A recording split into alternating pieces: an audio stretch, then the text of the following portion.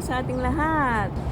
Ang aking morning devotions for today ay mabasa po siya sa Corinthians. Babasahin ko po siya sa chapter 1. Naulan pero okay lang. Thank you Lord. Yan. Ang mga taga-Corinto. Bago ang lahat, Lord, thank you Lord for this day. Thank you Lord for the life. Thank you Lord for the life of my employers.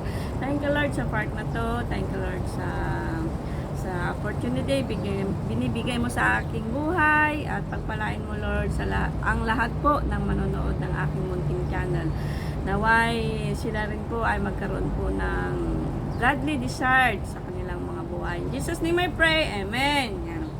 Babasahin ko po siya ng mabilis kasi paulan na po but okay lang. Sabi nga dito, sinabi ni Pablo na tinawag upang maging apostol ni Jesucristo sa pamagitan ng kaloob ng Diyos at si Sosthenes na ating kapatid sa iglesia ng Diyos na nasa Corinto sa mga ginawang banal kay Kristo Jesus.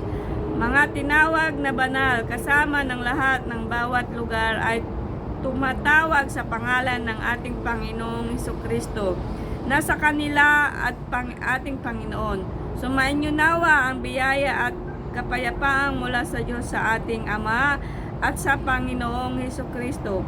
Ako ay laging nagpapasalamat sa aking Diyos tungkol sa inyo dahil sa biyaya ng Diyos na ibinigay sa inyo sa pamamagitan ni Kristo Jesus.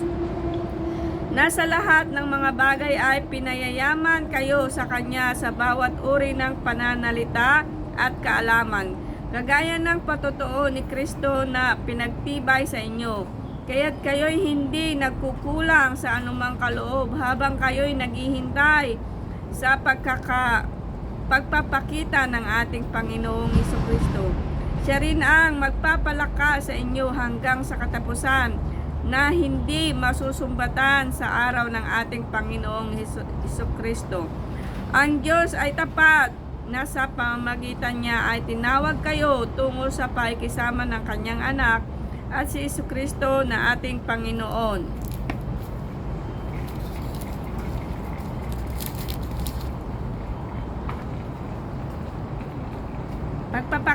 Pagpapakabahagi sa iglesia. Mga kapatid, sa ngayon ay nananawagan ako sa inyo sa pamamagitan ng pangalan ng ating Panginoong Jesucristo na kayong lahat ay magsalita ng isang bagay lamang at huwag magkaroon sa inyo ng mga pagkabahabahagi kundi kayo'y magkaisa sa isang pag-iisip at layunin lamang, sapagkat inuulat sa akin ng mga kasama ni Chloe ang tungkol sa inyo na sa inyo'y may mga pagtatalos, mga kapatid ko.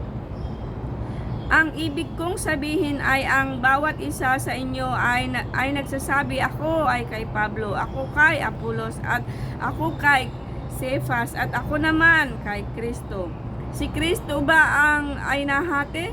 Si Pablo ba ay pinako sa cross dahil sa inyo o kayo ay binautismuhan sa pangalan ni Pablo?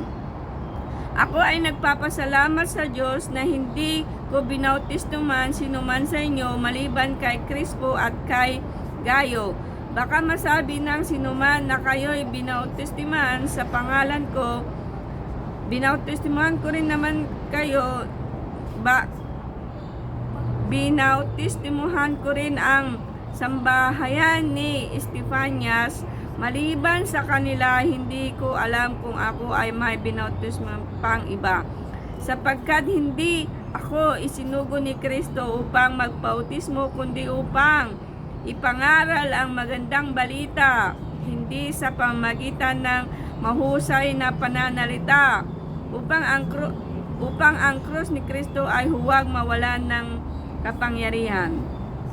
Sapagkat ang salita ng krus ay kahalanghalan sa mga napapahamak, ngunit sa ating na inililigtas ito ay kapangyarihan ng Diyos, sapagkat nasusulat, sa aking wawasakin ang karunungan ng marunong at ang pag-uunawa ng mga matatalino ay aking bibiguin.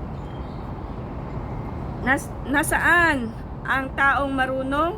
Nasaan ang eskriba? Nasaan ang bihasang makipagtalo ng panahong ito. Hindi ba't ginawa ng Diyos na kahangalan ang karunungan ng sanlibutan, sapagkat yaman sa karunungan ng Diyos ay hindi nakilala ng sanlibutan ng Diyos sa pamamagitan ng karunungan nito ay kinalugdan ng Diyos na iniligtas ang mga sumasampalataya sa pamamagitan ng kahangalan ng pangaral, sapagkat ang mga Hudyo ay humingi ng mga tanda at ang mga Griego ay humahanap ng karunungan.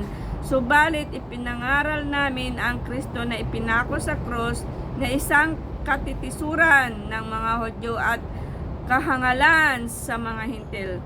Ngunit sa kanila ang mga tinawag maging Hudyo at mga Griego, si Kristo ang kapangyarihan ng Diyos at ang karunungan ng Diyos, sapagkat ang kahangalan ng Diyos ay higit na matalino kaysa sa mga tao, at ang kahinaan ng Diyos ay higit na malakas kaysa sa mga tao. Sapagkat tignan ninyo ang inyong pagkatawag, mga kapatid, kakaunti sa inyo ang matatalino ayon sa pamantayan ng tao, at hindi marami ang makapangyarihan, hindi marami ang isinilang na marangal. Kundi pinili ng Diyos ang mga bagay na kahangalan sa sanlibutan upang kanyang hiyain ang matatalino. Pinili ng Diyos ang mga bagay na mahihina sa sanlibutan upang ang kanyang hiyain ang malalakas. Pinili ng Diyos ang mga bagay na mababa at hinahamak sa sanlibutan, maging ang mga bagay na walang halaga upang mapawalang saysay ang mga bagay na mahalaga, upang walang sinuman ang magmalaki sa harapan ng Diyos. Subalit kayo ay kay Kristo Isos na naging karunungan para sa ating mula sa Diyos at katwiran at ang kabanalan at katubusan, na upang ayon sa nasusulat, ang nagmamalaki ay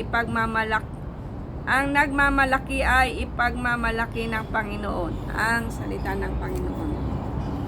Alam niyo po, di po ba napakaliwanag ang sinabi dito? Ang pinipili ng Panginoon ay yung hindi kilala sa sanlibutan. Ibig sabihin ng sanlibutan, yung hindi yung mga yung tanyag na mga artista or politiko or whatever.